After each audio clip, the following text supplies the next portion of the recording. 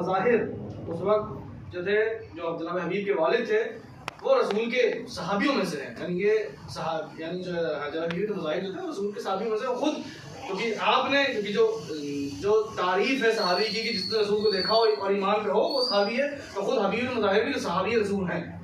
तो देखिए, यदि आप देखिए कि करबला में किसे किसे, यानी जो सहाबियों का जो है वह दम भरते हैं, उन्हें बताइए करबला में आया था यजीद ने किसका खून बहाया है। क्या कहना? अरे तुम आले मोहम्मद को तो नहीं मानते, सहाबियों को तो मानते हो ना, तो देखो सहाबियों का भी खून बहाया गया है आले मोहम्मद का जो के साथ साथ। बहरहाल तो ये बहुत शहराई थे, उन्होंने जनाब मज़ाहिर ने जो है वो रसूल खुदा के लिए ताम रखा कि आपकी दावत रखी और कहा कि आप हमारे घर तशरीफ़ लाएं और साथ में, और उसके बाद अपने घर वालों के साथ में, तो अमीरुल मोमिनीन के साथ में हुए, इमाम हुसैन हसन अलैहिस्सलाम के साथ में हुए, और ये आप जनाब मज़ाहिर के घर जाने लगे।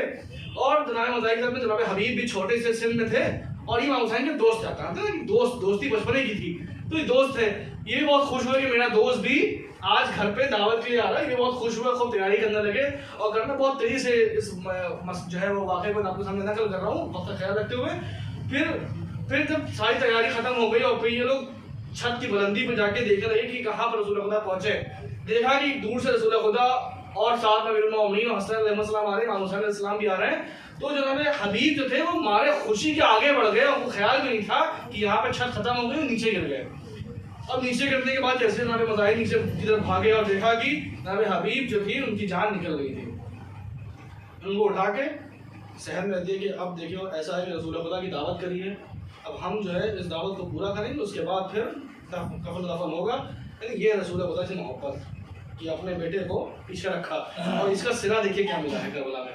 फिर जनाब हबीब को जो है वो सहन में रख दिया गया कि भाई ठीक है, बाद में कफन दफन होगा, पहले दावत कर लीजिए रसूल खुदा की, उसमें कोई नहीं डिस्टर्बेंस नहीं होना चाहिए। इमाम हुसैन के साथ सब लोग दाखिल हुए, रसूल खुदा दाखिल हुए, इमाम हुसैन इस्लाम भी दाखिल हुए।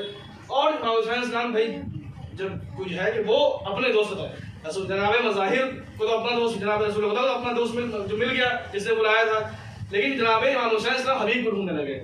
और बाबा पूछा मेरा दोस्त हबीब कहाँ है, मेरा दोस्त हबीब कहाँ है। और जनाब मज़ाहिर बार बार कुछ ना कुछ बातें करके उस बात को ख़त्म कर रहे हैं। और फिर जब ना हुआ, बहुत इसरार हुआ, तो कहा पूरा वाक़या बताया।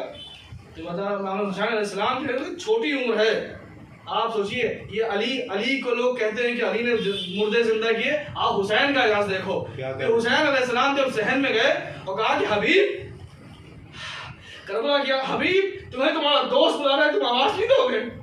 मतलब हबीब की आवाज़ सुन के, जो इमाम हुसैन साहब की आवाज़ सुन के हबीब उठ के बैठ गए।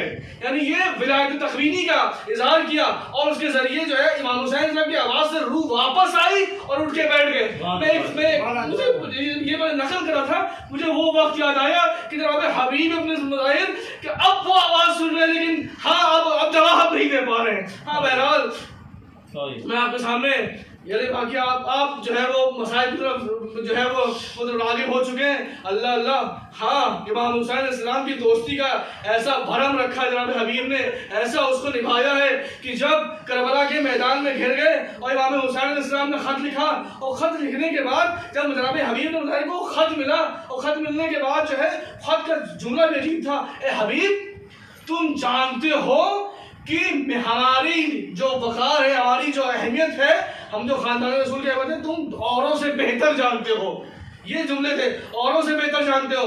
और ए हबीब अगर तुमने जल्दी करी तो इसका सिला तुम्हें रोज़े क़यामत रसूल खुदा खुद देंगे।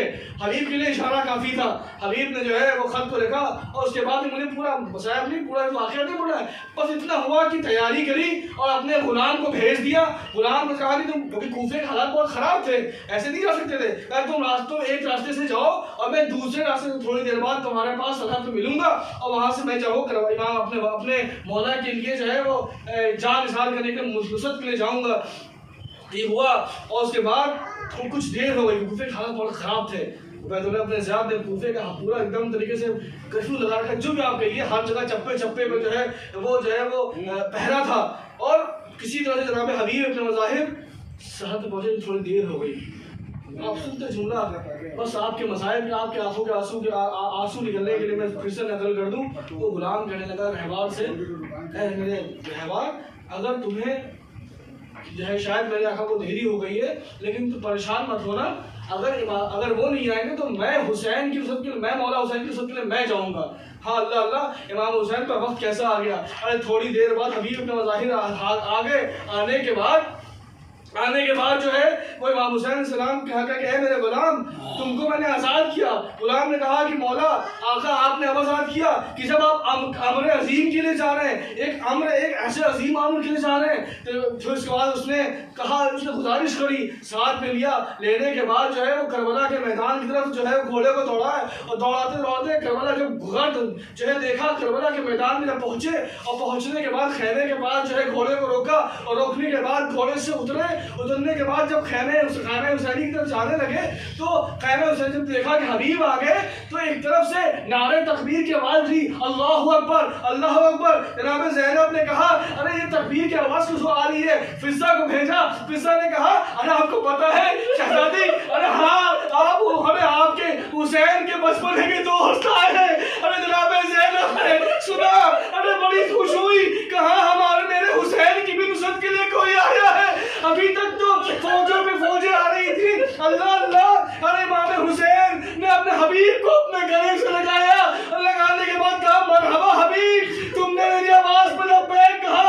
अरे हाँ, हबीब जो थे वो सिंगदार थे, अरे ज़ईफ हो चुके थे। अरे हाँ, कहा मौला, अरे वो वक्त भी आया जब इजाजत लेने के बाद, अरे हाँ मक्तल में पहुंचे। मक्तल में पहुंचने के बाद अरे ज़ईफ थे, अरे किस तरीके से जंग करते अरे किताब करते मैदान करबला पे, अरे ज़मीन पे गिरने लगे।